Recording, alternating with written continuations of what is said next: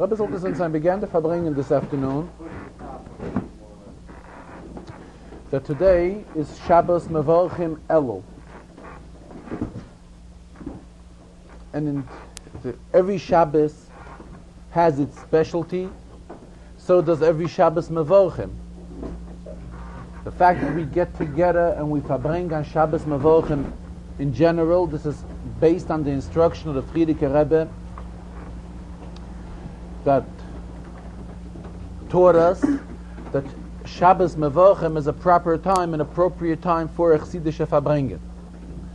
The Frierdiker Rebbe also related to us on behalf of the Alter Rebbe, who expressed himself, Piska min Shamaya Nochis. It's an Aramaic expression that a note came down from heaven telling us the greatness of a Chassidische Farbrengen, that what a Chassidische Farbrengen can accomplish more than Malach Michal, Soran Shal Yisrael, the Malach Michal who always represents Yidden and takes an interest in Yidden, a Chassidische Farbrengen can accomplish even more than Malach Michal. And especially taking into consideration where the Chassidische Farbrengen is held, and in our case, that the Chassidische Farbrengen is held in a place, in Shul where the Frierdiker Rebbe davened and learned and spread Yiddishkeit for a period of 10 years, we can definitely realize the greatness of such a Chassidische Farbrengen. Every month has its specialty, as just mentioned, and particularly when we're talking about the month of Elul. In general, it's a custom that by Yidden, and being that it's the custom so by Yidden, it is definitely based on Torah's Chaim, and Torah's Emes, Torah which guides us in every step of our life, and the Torah which is Torah of truth, that whenever we are at a place, it is usually our habit that we talk praise of the place which we are in. If we are at a particular home, we usually talk praise of the home which we are in. The same, the Rebbe goes on, applies to time. When we are at a particular date, we are to discuss and praise the date which we are in. And today it is the day of Shabbos Mevorchim Elul. In general, a Shabbos Mevorchim, how great Shabbos is, that we know what Torah tells us and teaches us the greatness of Shabbos, and that Shabbos is Mekacha V'Kaimod, is holy from Sheiches Yimei Bereishis. HaKadosh Baruch Hu established, it's an established holiness. When it comes to Shabbos Mevorchim, Shabbos Mevorchim is yet greater than a regular Shabbos. Why? Because we say that this is a Shabbos that gives bracha. So it gives bracha to the entire month which we are going to enter, as well as the Shabbosim that are in that month. So we must say that the koyach of this Shabbos Mevorchim is something very outstanding, to the extent that if it is bekoyach to give bracha to an inyan, it has to be bigger than the inyan that's receiving the bracha. Who could give bracha? One who is bigger. Memela, when we're talking about Shabbos Mevorchim, it is the Shabbos which gives bracha to the entire month, to all the Shabbosim that are in the month, and in our particular case, it is a Shabbos that gives bracha to the month of Elul. And being that we know that when it comes the month of Tishrei, we do not bench Rosh Chodesh again for the month of Tishrei. It's a famous saying from the Alter Rebbe on behalf of the Maggid, that that's the month which the Rebishter benches. However, we do not bench the Chodesh before we go into the month of Tishrei. So this Shabbos Mevorchim, when we bench the month of Elul, we bench not only Elul, but we really bench Tishrei as well. So it's a Shabbos when we are benching 2 months. In addition to that, we're talking about the month of Elul. The month of Elul is a very special month. Why? Elul is the month of Ani L'Doidi V'Doidi Li, which abbreviates Elul. In other words, this is a month when a Yid gets a special closeness to the Rabbeinu Shalom. If a Yid expresses the Ani L'Doidi, which is from the Yid to the Rabbeinu Shalom, then automatically comes the response from the Rabbeinu Shalom, V'Doidi Li. And the Rebbe referred that there are other abbreviations which are known, which abbreviate the month of Elul, and as explained at previous occasions, each one of these abbreviations refer to a different kav in Avodas Hashem, to a different angle in Avodas Hashem. The abbreviation of Ani L'Doidi V'Doidi Li reflects the kav hatfila, which is an association between the Yid and the Eibishter, and back from the Rebbeinu Shalom to the Yid. Then we also have another Rosh Tevis, which is quoted often Chasidus, Ish L'Rayeyu U'Matonis L'Avyonim, also abbreviates Elul. Here we're talking Matonis L'Avyonim, in other words, here we're talking in the Kav of Tzedakah, the Kav of Gemilas Chasadim. And there is also another abbreviation regarding Elul, Ina Liyodi V'Samti L'Cha, which is a pasuk by the Ari Miklot. And Chazal tell us these are the cities of refuge where one would run away if he would kill someone unintentionally. So there's a whole interpretation that Miklot, refuge, applies to Torah as well. And Mela, Torah is koilet. Torah expresses refuge to a person. And Mela, we have abbreviations for the month of Elul for all various angles in Avodas Hashem. Particularly is stressed in Chassidus that this is the month when a Yid has an opportunity to make a proper total, a proper sachakal of what he has done in the past, and to prepare himself for the oncoming year. The Rebbe is mentioned here and referred to it later in the Farbrengen. There's a pasuk in Pashas Kiseitze, which Pashas Kiseitze is also always read in the month of Elul, where the pasuk uses the expression regarding the Yefei Toya, Uvachsa esavia ve'es'ima yerech yomim. And this pasuk is interpreted also yerech yomim, meaning 30 days, a month. And this pasuk is interpreted regarding to Elul as well, meaning that this is a time when a person makes his proper cheshbon nefesh. Had he acted properly throughout the past year? Where is there room for improvement, and so forth? And being that today is the Shabbos of the Shabbos Mevachem Elul, when we bless this month of Elul, so this is the Shabbos where all these inyanim have to be properly prepared, and especially when we're talking about not a Shabbos Mevachem like any other month, but we're talking about such an important month as the month of Elul.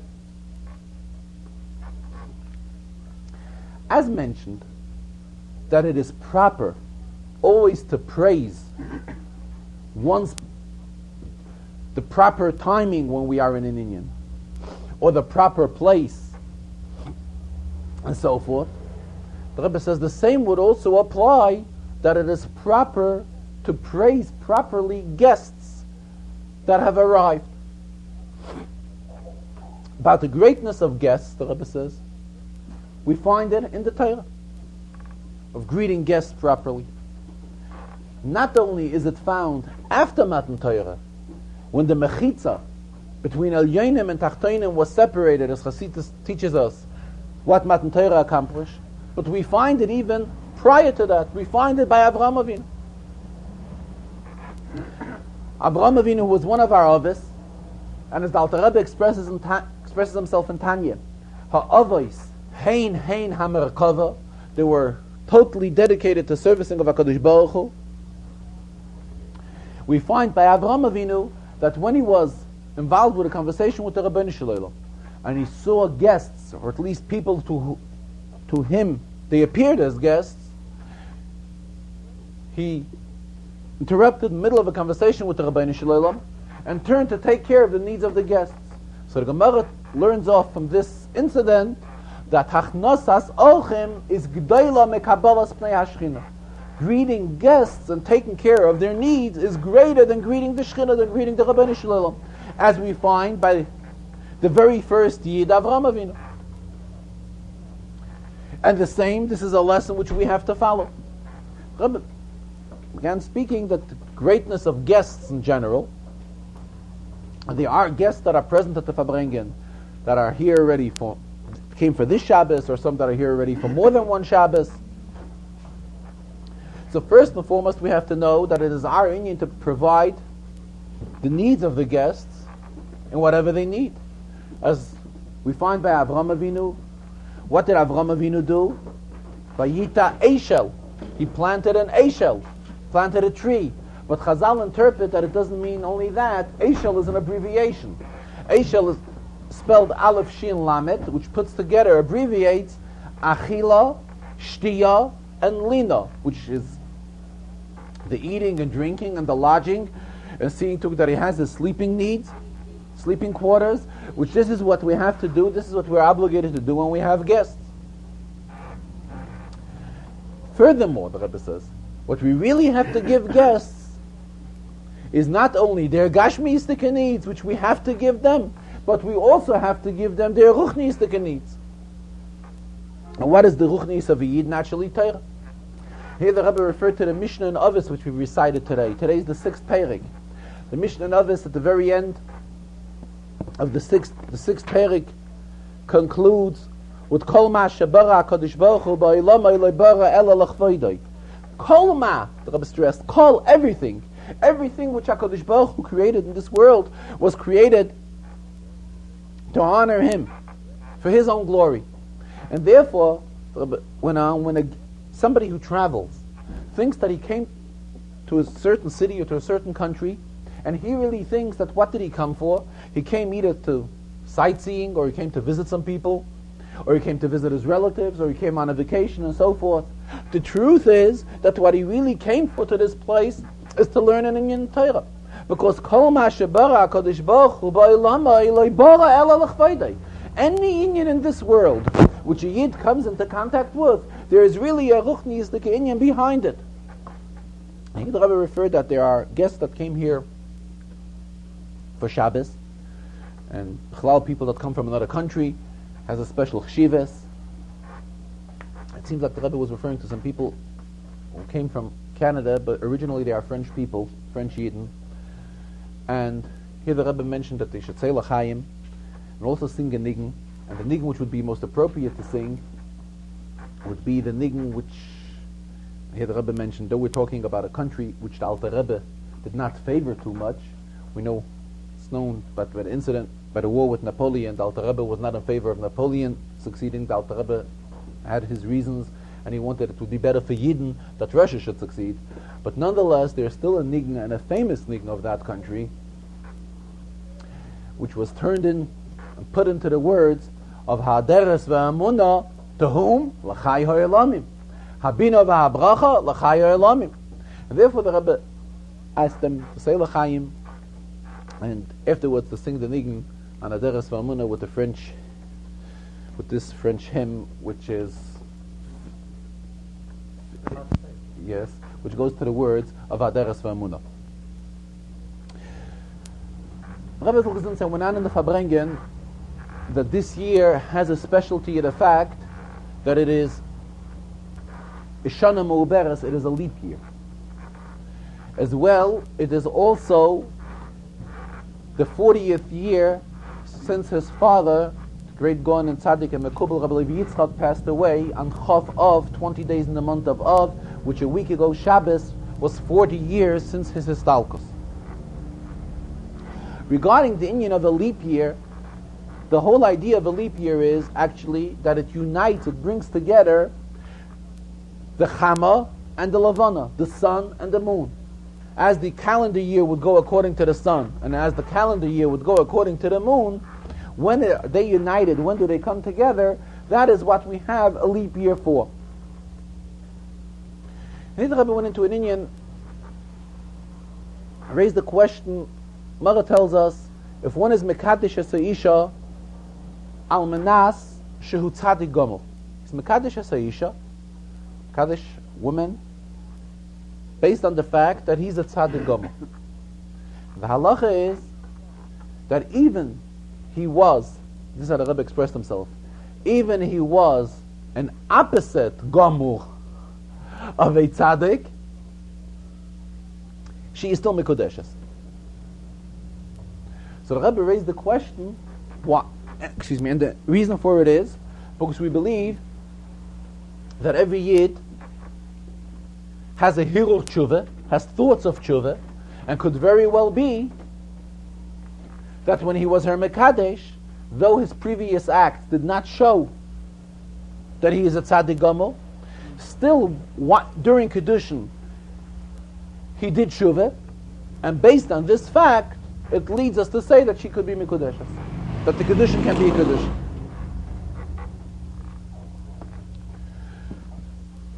I brought another example. Ha-mekadesh es isha, if one is mekadesh es isha al manas, that he is extremely wealthy, and it turns out to be that he is not wealthy, then the kedushin is no kedushin. Why? because the woman was simply misled. She expected what he told her to be an oshir, that he is wealthy, and it seems to be that he is not wealthy, that he is an ani, then it is no Kiddush. The Rebbe raised the question, based on that, we know that b'mokim shebalit tshuva oimdim tzadikim gemura meinim yicholam la'amid sham, that the level of a bal tshuva is a very high one, yet higher and greater than the level of a tzaddik. So if he tells her that he's her mekadesh, al menas shani tzaddik gomo, and he is the contrary to that, why do we say she is mukadeshes? For what reason? Because perhaps could be that he did tshuva, he had thoughts of tshuva while he was talking to her. If he had these thoughts of tshuva, this puts him into a category, of being not only a tzaddik gomer, brings him into a category of being a bal tshuva. Bal tshuva is yet greater than a tzaddik, so he's really. So that's not the pshat. Hamekadesh esaish al manashani tzaddik gomer. He's not a tzaddik gomer. He's something much more than that. He's a bal tshuva. And bal tshuva is b'mokim shebal tshuva im dem afilu tzaddikim gemura menim yicholam la'amid sham. See, the fact that Kedushin has to turn out extremely accurate to what he says. Otherwise, the deal is not a deal. He's misleading her. He's giving something else than what it really turns out to be. If in this case, where he's saying he's mekadesh esaish al manashani tzaddik gomer, based on what is he a tzaddik gomer? Based on the fact that he does shuvah, because we see that his acts from before are not such of a tzaddik gomer. The only thing we say that he did shuvah. If based on that, then he's really not giving her what he's suggesting to give her, because he's not a tzaddik gomer. He's about shuvah. He's giving her something much more. So does not correspond to what he's really telling her, what he really is. The Rebbe explained that the pshat that b'mokim shebal tshuva imdim tzadikim gemura meinim yicholam la'amid sham. What does it really mean? It does not mean that automatically once one becomes about tshuva, he immediately jumps to such a high spiritual level that he jumps to a level that that he's so much greater than a tzaddik. It is not so. First, he does shuvah. When he does shuvah, he can be at least equal to the level of a tzaddik. Later, as he goes on, b'avei dasai, serving the Rebishter, that is when he can come to yet higher madrigas of a tzaddik. Therefore, in this particular case, when he is mekadesh esaish al manashani tzaddik gomer, and we say that these kedushin are valid, based on the fact that he did shuvah at that time, he is not yet at the level of a mokim shebal tshuva im dem tzaddikim gemura menim yicholam la'amid sham. He can still fit into the criteria of a tzaddik al manashani tzaddik gomer.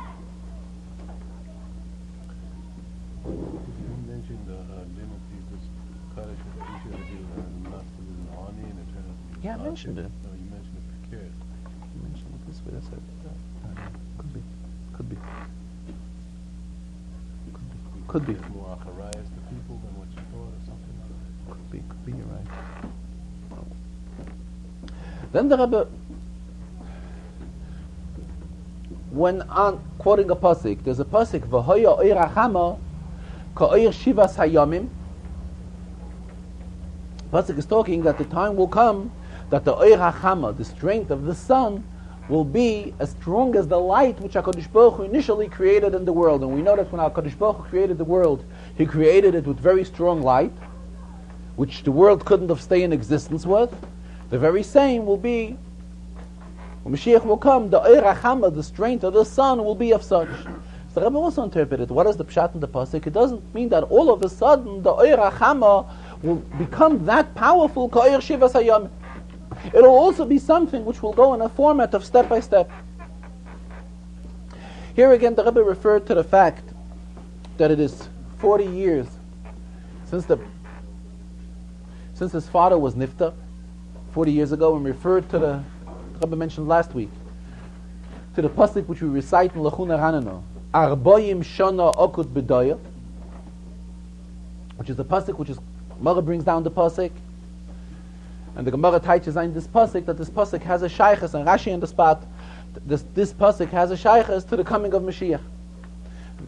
Particularly the Marsha who's a commentary on Gemara, he elaborates on this yet more because he's mekasher this with another pasuk which we have in the capital of Lechuna Ranana. We have the pasuk Hayoyim B'Koilei Tishmo, being that the Gemara tells us that when will Mashiach come, Hayoyim B'Koilei Tishmo, today when you will listen to the voice of HaKadosh Baruch Hu. In other words, Mashiach is always ready to come when we will listen to the voice of Hashem immediately. Memela, based on that, so this capital has a very obvious shayches to the coming of Mashiach, and it's a capital that talks about the mispar of Arbaim Shana.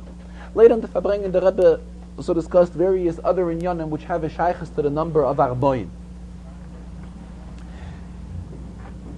In fact, it was in the Mishnah of Pirkei Avos, which the Rebbe learned, which, as just mentioned, we are today, this afternoon, in the 6th Perek.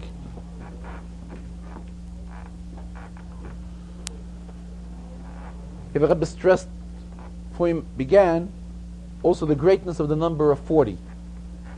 In fact, the Mishnah begins with Me'ei Masai, which is the letter Mem, which is number 40. Mem, numerical value of Mem is 40. Mishnah concludes also with the word Bashalom, which is again letter Mem, which is again the numerical value of 40. The Rebbe says that there's a whole arichas from the Rebbe Marash at length where he explains in Al Pi Chasidus the greatness of number 40. We also find it regarding Truma. Pasuk says, "V'yikhu li truma." HaKadosh Baruch Hu says that Yidden are obligated to give truma from all fruits and vegetables. Truma had to be given. The word li also has a numerical value of 40. Lamet is 30, Yud is 10, so 30 and 10 we get 40. How was truma supposed to be given? What was the quantity which a Yid had to give truma? So the Gemara tells us, Chazal tell us there are 3 shiurim. The average person would give 1 of 50. One who would be a little bit, wouldn't want to give so elaborately, was able to give 1 of 60, and it would also be sufficient. However, the one that wanted to give the proper shir, that should be satisfactory to the Chachamim, he would give 1 of 40. So again we see how the number 40 is an outstanding number. We find by Moshe Rabbeinu, when he went up to get the luchos, how long was he in Shemayim? It was 40 days. When he went for the second luchos, we do not say it was a total of how many days from the very first time. We again start counting. And again, what total do we get? We get a total of 40. So we see that the number of 40 is a number of very worthy number, a very chashuv number. Going to the Mishnah in Perek Vav of Pirkei Avos, actually this is not part of Pirkei Avos. This is a baraisa. Pirkei Avos is really the first 5 prakim. This 6th Perek is a baraisa, which begins Shanu Chachamim B'Lashon HaMishnah. Chachamim, our sages, have taught us this chapter in the same language of the Mishnah. Then the Mishnah goes on, Baruch Shebachar Bahem Ubemishnasam. Blessed is the one that has chosen them and their Mishnah and their teachings. So whom are we really blessing here? Chava brought that there are many pshatim who the Baruch applies to. And Pashtus, it applies to the Tanoim, to the sages, who have made this Mishnah. In other words, here we're talking, it's not a Mishnah, it's a Baraisa. So we're talking about Rab Chiya and Rabbi Shia, who they were the 2 Tanoim that composed Baraisa. So the Mishnah is praising them, Baruch Shabacha Behem HaMishnas. Rabbi says there's a commentary on Mishnah, on Pirkei Avos, known as by the name of the Medrash Shmuel. And the Medrash Shmuel is quoted often in Chasidus. Medrash Shmuel interprets the Baruch Shabacha Behem HaMishnasam that it applies to the Yid. When the Yid learns Mishnah, he deserves a bracha. So who does the bracha go on? Baruch Shabacha Behem, in the Yidden. Blessed is the one who has selected the Yidden or Mishnasam and their teachings. When a Yid gets involved and gets associated with learning Torah, with learning Mishnah, he deserves a separate bracha from HaKadosh Baruch. However, there are other Mefarshim that learn that the Baruch Shabacha Behem Mishnasam refers to the Rabbeinu Shalom. We are benching HaKadosh Baruch Hu. Just like we know there is an inyan of Birchas HaTorah, which we recite daily, Baruch Atah Hashem Noisna HaTorah.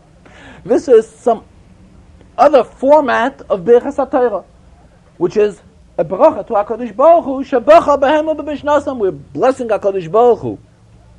Blessed is He for selecting in these Chachamim, and these Chachamim were able to relate the teachings of Torah to us, so it's an expression of thankfulness to HaKadosh Baruch Hu.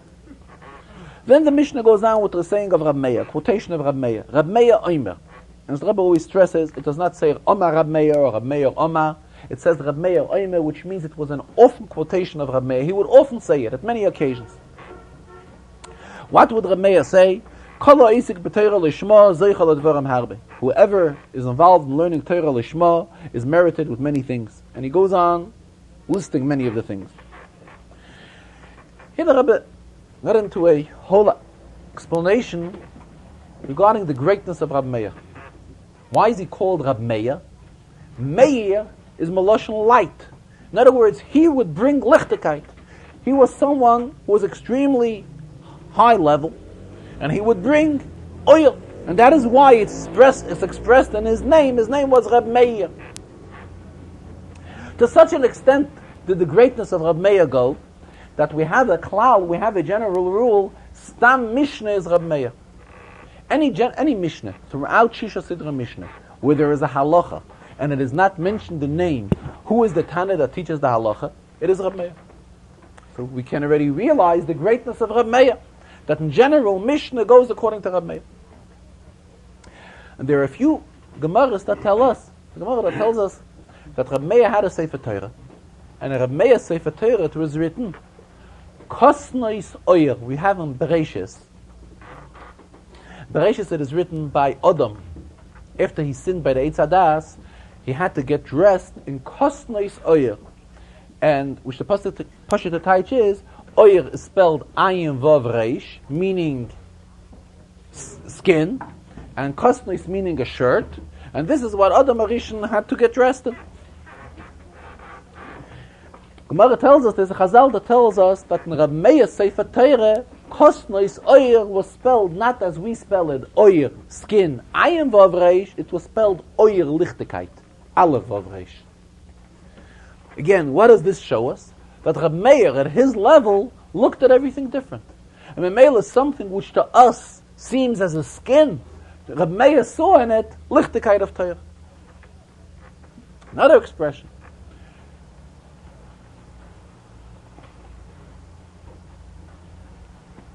There's an expression also regarding to Rab Meir, that in a pasuk, where a pasuk is talking about Misa, about death, and there, somebody could remember the expression of the pasuk, and there also there's Rab Meir, which added on Toiv Miyoid. That the Malacham and Tov Ma'od is the Malach HaMaves, and this is according to Rab Meir. Why was Rab Meir able to interpret that way? Because Rab Meir is talking about not the type of death which we are looking at. Rab Meir is talking about a death like Aaron had, a Misas Neshikin. An Indian of Misas Neshikin, this is where the expression of Tov Ma'od can be applied to. However, the Rebbe says, when we're talking about Rab Meir, in Rab Meir's level, it could be looked that way. But what we need, we don't need an Indian of Misas Neshikin. Our Avodah has to be Narichas Yomim V'Shanim Toives on this world, and doing Avodah on this world, and even Kosnois Oil, like we just quoted the pasuk, which Rab Meir looks at it. To Rab Meir it was an Indian of Lichtigkeit. To us it means skin. What's the pshat skin? Skin is something. The skin of a behemoth requires work. And once it's Oiris Abudim, Chassidus has an often expression. What does it mean? Just like skin has to be worked on, we have to work ourselves out. The same to us, we are not in Rab Meir's level. We cannot yet look at an Indian in the sense of Kosnois Oyer and interpret it Oyer with an Aleph.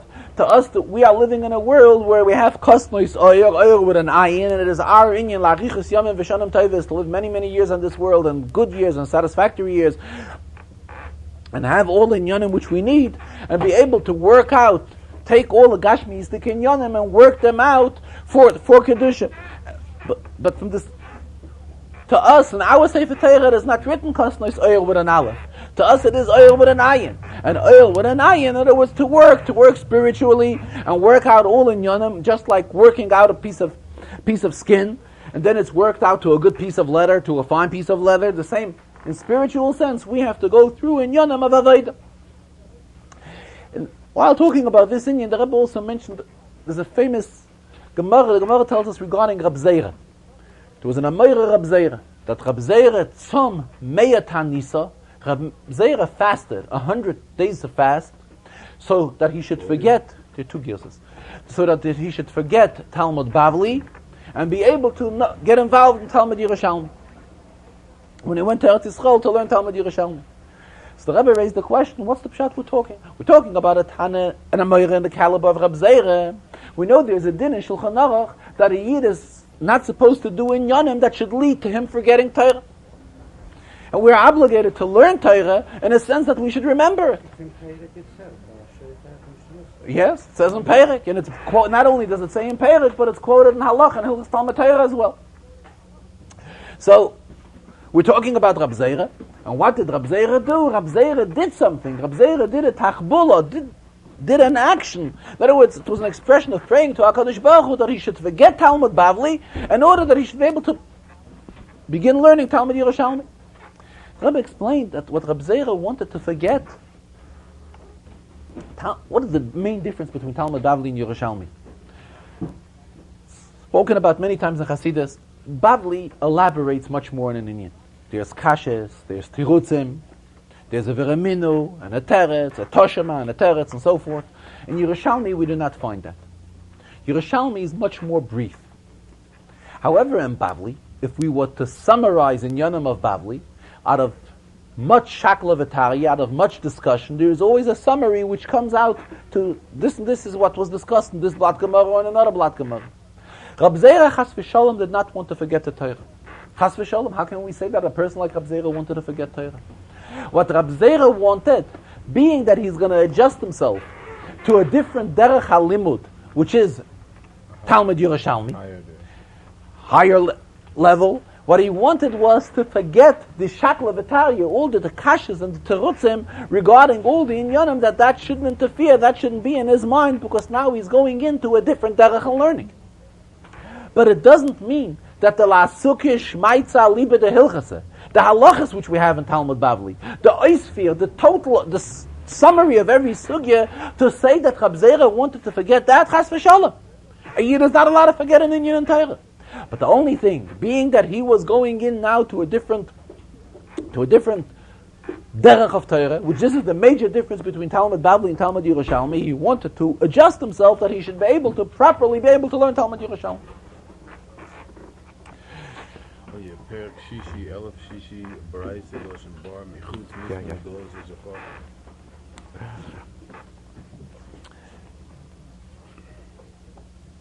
This is a Baraise. Everyone just reminded me, the Rebbe is stressing that Baraisa stems from the word, it's an Aramaic word, but in Aramaic something outside is bar.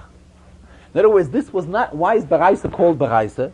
Because it's outside from Mishnah. It was not included into Mishnah, it was left out from Mishnah, and that is why later sages, Rabchi and Rabbi Shia, they came and they accumulated this and made Baraisa out of it. When again the Rashi in this week's Sedra, it was in Pashas Riyeh,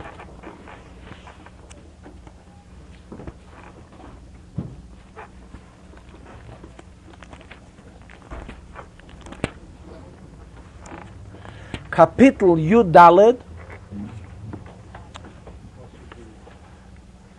Pasuk Gimel. Thank you. The Rebbe says, we're talking constantly about the Rambam. It seems like the Rambam had a liking to the number 14. Why? Because we see that's how he composed the Sefer. Yad HaChazaka, he made 14 Svarim. In other words, the Yad HaChazaka is composed of 14 different Chalakim, which is number 14. As also do we find similarly the Meira Nevuchim, which was written from the Rambam, where you also find him there referring to the number of 14. So we see at this that the Rambam had a liking, for whatever reason, to the number of 14. So therefore the Rebbe selected a pasuk in Kapitel Yud Daled, pasuk Gimel. And it is a Rashi which obviously should be a very simple Rashi, but if we look into it a little deeper, we see that the Rebbe expressed himself, the Rashi is Meleya Kushais Kerimai. It is full with kashas like a pomegranate, loaded with kashas. Pasuk expresses himself, Lo yisoichal kol toyeva, that we should not eat any abominable thing. If it comes to Rashi, how does Rashi touch these words? Rashi quotes the word kol toyeva, kol sheta'aftiloch, anything which I have declared an abomination for you. What does Rashi bring as an example? He brings examples. Kigoin, tzoram oizem bechoyer. He will make a slit in an ear of a bchoyer, a firstling, kedei l'shachtei b'medina, so that he should be able to slaughter it in the country outside of Yerushalayim. Harei dava sheta'aftiloch. This is something which I have declared you shouldn't do. Kol mum le'yirboy. We know that we're not allowed to have any mum and any b'chayah. Ba v'lo matkan shelo yishchat v'yoichal al oiseh hamum. So that is why the pasuk here comes to teach us that he should not shecht the b'chayah and eat it on this mum. In other words, like this: a b'chayah, while the b'chayah was whole, did not have any mum in, the b'chayah had to be brought to the Beis Hamikdash as a korban. However, if the b'chayah had a mum, it was permissible to shecht it and eat it. However, it is not permitted for a Yid to go ahead and intentionally make a mum and a b'chayah so that he should avoid himself from bringing it as a korban. So what is the pasuk here cautioning us for? That the pshat and the pasuk loisoichal kol te'eva applies to such a case, that one shouldn't go and make a slit in the ear of a b'chayah. So by doing this, he's actually creating a mum, and mainly he's getting his way out of being makriv this b'chayah. So the pasuk says, don't go ahead and do that. And HaKadosh Baruch Hu considers this a tayeva. Rashi does not stop. Rashi goes to another example. Bashil basa b'cholav, the cooking of meat with milk. Harei dava sheta'aftiloch. This is also something which I have declared abominable to you, and therefore hizir kan ala chilasei. There's another hazhara. There's a warning here against eating the mixture of meat and dairy. In Pashtus, if we are learning the pasuk without any comment from Rashi, we learn loiseichal kol te'eva. Would it dawn on our minds that we're talking about creating a mum and a b'chayah? Child who has learned Chumash till now we have learned of so many countless things which HaKadosh Baruch Hu has told us not to do, not to eat shkotzim, not to eat remosim. There is pigul, for example. Pigul means that when a korban is left over the time, past the time when it's permitted to be eaten. And every korban has its time, kodashim kalim and kodesh kodashim. So there's an inyan which is considered pigul. The Rebbe explained, what does it mean by pigul? The best explanation for pigul, the Rebbe says, would be, it's considered stale. Just like food which is stale, we cannot eat. The same by a korban, once it has passed its time when we are allowed to eat it, it is considered stale. And therefore we're not allowed to eat. All these types of isurim on food would obviously fit into the category of l'seichel kol te'eva. It is considered a te'eva which HaKadosh Baruch Hu does not want us to eat. And for the child who is learning Chumash, would very simple and be very obvious to teach this way that this is the meaning of l'seichel kol te'eva. Rashi says no, this is not what kol te'eva means. Kol te'eva means a case of a b'chayah, creating a scratch in the ear, a slit in the ear, or basa b'chalav.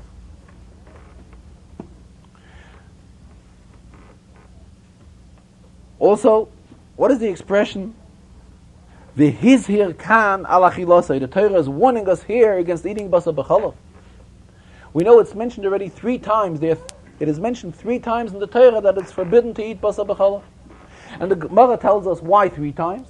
Echad le'isar achila, Echad l'isar hanoah, ve'echad l'isar bishul. We're not allowed to eat basar b'chalav. We're not allowed to have an enjoyment from basar b'chalav, and nor are we allowed to even go ahead and cook basar b'chalav, even when we did not wind up eating it.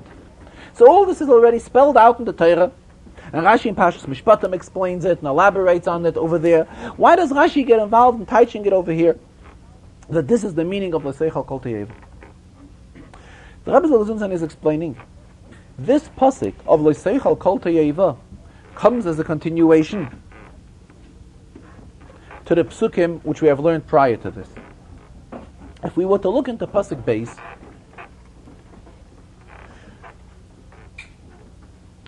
pasuk base tells us, "Ki am kodesh ata l'Hashem Elokecha." You're a holy nation. Uvecha bachar Hashem liyus le'lam skula mikol ha'amim asher al pnei adam. And you have been chosen by HaKadosh Baruch Hu to be an am skula, a selected am out of all other nations. What does this show us? In other words, there was an inyan of Kabbalah HaTorah. There was an inyan of the Yidden getting the mitzvahs.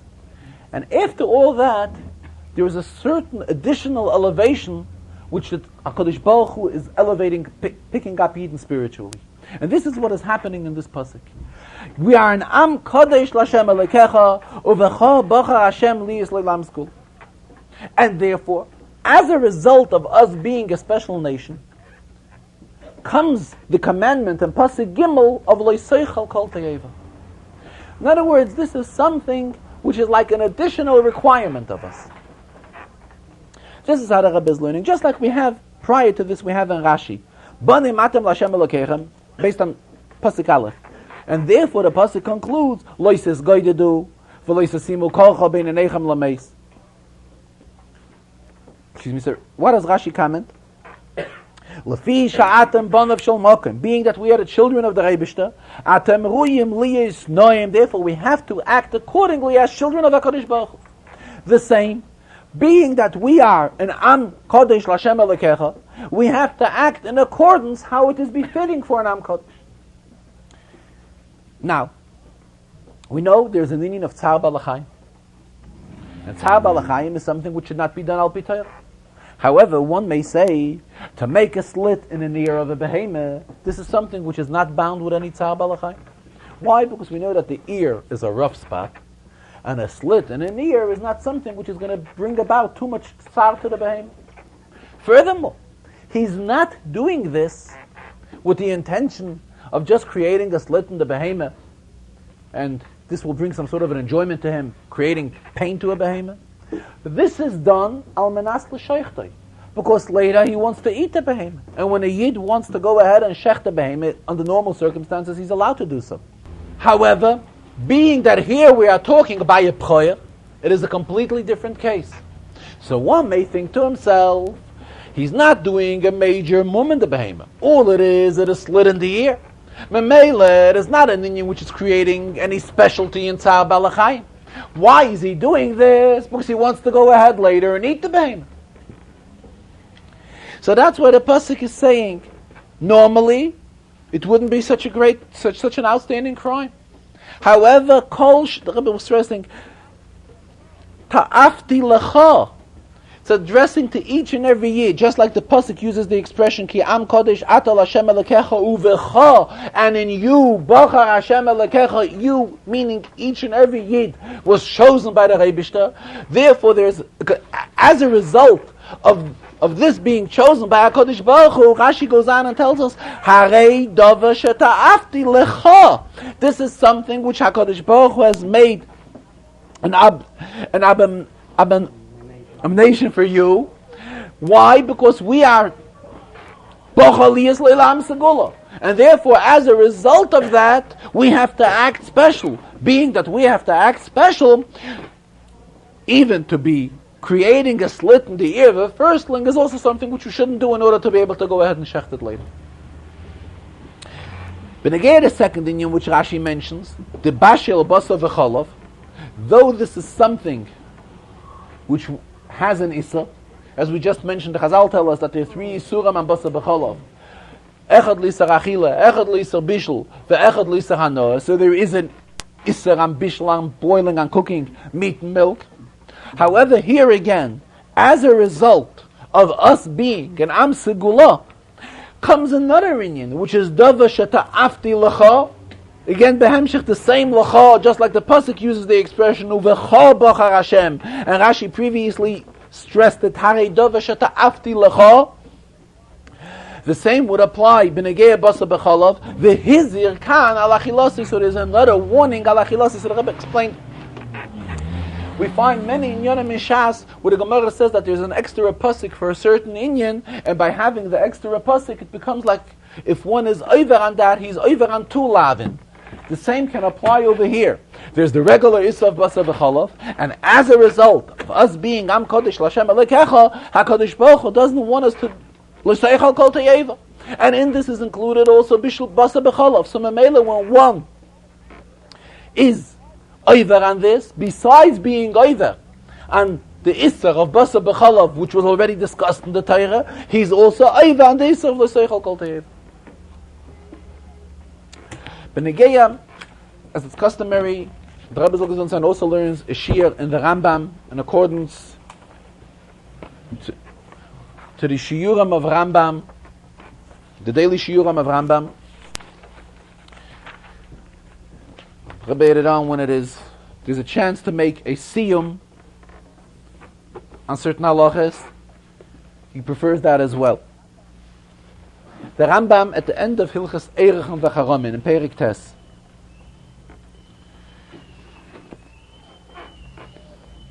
the Rambam here tells us La'olam lo yaktish adam v'lo yachim kol nechasav. A man should never sanctify, never contribute all of his nechasim, all of his belongings. V'oisikein, if one does so, over al das hakosav, if he does contrary to what the pasuk says. Sharei oima mikoilan shaloi. The pasuk says one should contribute from what he has, aber v'loi kolan shaloi, not give away whatever he owns, whatever he possesses. Kamei shebiyar chachamim. Ve'ezu chasidus el shtus. It is not considered a chasidus, it is considered a shtus. Sharei uma'abed kol mamayne, and ultimately v'yitztarech labriyas, then we will have to come out to people, ve'im merachmin olav. Obezeo kayoytza boy, in this and similar case, Abu Chachamim, he's considered a chosid shaita. While learning this, Rambam the Rebbe says, listen, he's considered a chosid shaita, but he's still considered a chosid. So all that got to happen is, he got to be cured from being a shaita. If he's cured from being a shaita, he remains a chassid. But anyways, the Rambam refers to him as a chassid shaita. Ela kol ha-mefaza mamayne b'mitzvahs al yefaza yosa mechaimish. One should not give more than a fifth of what he owns. V'yihu kamoi shetzivu neviim mechalkel dvarav b'mishpat ben b'divrei Torah ben b'divrei Olam. Afilu b'karbonah she'adam chayiv behen, even when one is obligated to bring a korban, we also find that the Torah has a sliding scale, and it's done k'fi misas yodei. Kal v'chayim el dvarim shelo nis chayiv behem, in yonim which he's not obligated to do. Ela machmas nidra, he just took it upon himself to do that. Definitely it should be ish kemat nas yodei kivirkas Hashem elokechan shenosan lach. So the Rebbe raised questions in this inyan. It says from the Rambam here it comes out that if one gives tzedakah, he is not allowed to give more than a 20th, rather a fifth, 20% of his earnings. The Alter Rebbe in Tanya, Geras HaTshuva, and in Geras HaKodesh, where the Alter Rebbe discusses the greatness of tzedakah, there the Alter Rebbe says that what Chazal say, Hamevazvez al yevazvez yosa mechaimish, when is this? That means when one considers it a bizbuz. Bizbuz would be a splurge, a spending. However, when one does it for chayin nafshay, he does it because by giving tzedakah, this brings a spiritual refuah to him, then he's allowed to give even more. Especially based on the pasuk, v'cheteich b'tzedakah proik, if one has sinned and he wants to give tzedakah to bail out his averas, there's a pasuk, and this is a pasuk which obviously the Rambam also knew of the pasuk, then he's definitely allowed to give more tzedakah. Especially, as the Alter Rebbe elaborates and explains by Arichos, when one realizes that his life is dependent on bailing himself out from the various averas which he did, and therefore he wants to give more tzedakah. So the Alter Rebbe says that it's perfectly okay. Here the Rambam says with a pashtus, and paskins a halacha, that one is not allowed to give more than a chaimish, which is a fifth. Furthermore, the kasha is not from the Alter Rebbe and the Rambam. There's a kasha from the Rambam on the Rambam himself. And that is the Rambam in this Pirush HaMishnayos, in the commentary on Mishnayos, in Mesechtes Peah. Mesechtes Peah, there's the Mishnah which we recite every day in davening, which is a Mishnah in Peah, Eilu Dvarim She'en Lahem Shir. And on that Mishnah, of the Mishnah of Eilu Dvarim She'en Lahem Shir, there are things which can go without any end, endless. In that Mishnah, in the Rambam, in Pirush HaMishnayos, the Rambam discusses the greatness of one giving a lot of tzedakah. So the Rambam himself there tells us that one can give much more tzedakah than a chaimish, and here the Rambam is so strict regarding chaimish and tzedakah. And the emes is that the contradiction on the Rambam was raised by the Ragachava. The Ragachava in the Tzafnas Paneach on these halachas raises this question and points out that the Rambam himself in Pirush HaMishnayos writes different. So the Rebbe Zalman is explaining that there comes from two separate points. The Ragachava answers that the Rambam over there in Pirush HaMishnayos, where the Rambam says that one can give much more tzedakah, there the Rambam is not talking from the obligation of tzedakah, the Rambam is talking from a point of view of a matonah. One wants to give a gift. There's no halacha that limits a person from giving gifts.